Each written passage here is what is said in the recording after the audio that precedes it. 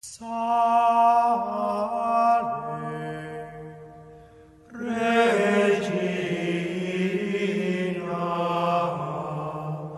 Mater misericordiae.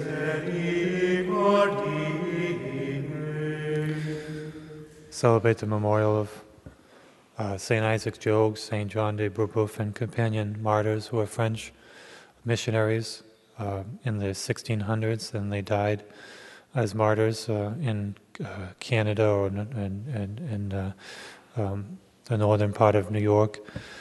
And they died in the 1640s, from 1642 to 1649. These martyrs died. St. Isaac Jogues, I believe, was the first to die, and he really longed to come to America to convert the Indians, to suffer for them, and to bring them to the beauty of our faith, and to give them the hope of Christianity, the joy of Christianity, and to free them from Satan, who really had a hold on them, and their life of cruelty and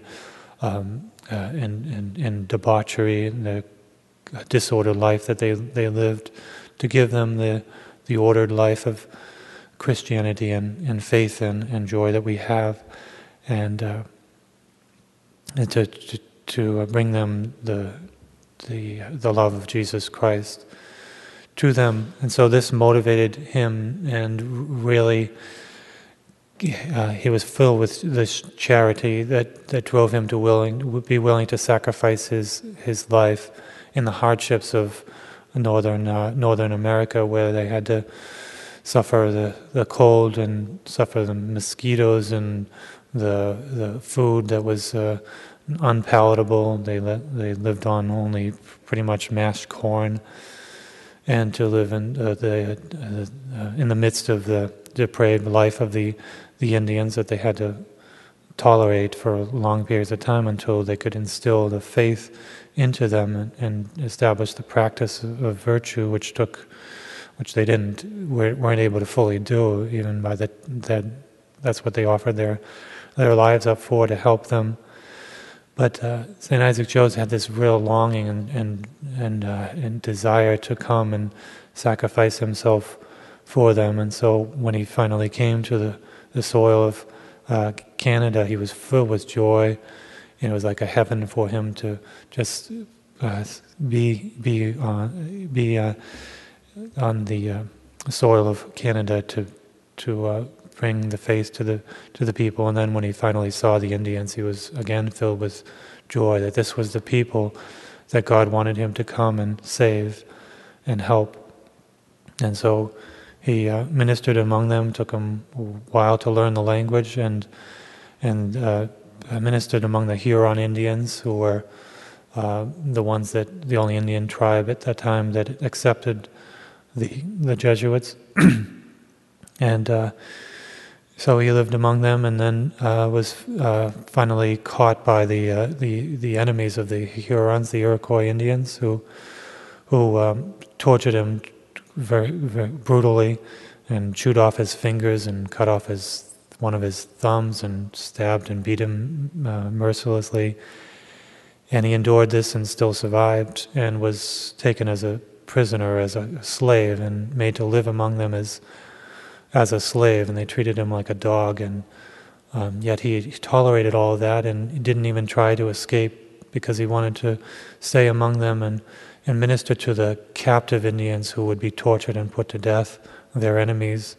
And so he could baptize them and save them at the final moments of their life. That's what kept him a slave among them. He didn't try to escape until he finally realized that at one point he was not allowed to baptize and speak to the prisoners. And so then he was convinced that it was the right time for him to escape. So he did it. He was able to escape and went back to France, and was treated like a sensation and a hero in the country. And this was, was even brought to the court of the Queen, and she kissed his mangled hands. And this was more of a torture, says the biographer, than the torture of the Indians, to have this attention. And so he still longed to come back to Canada to minister to the Indians and bring the faith, and he was given permission to come back. And he came back, and it was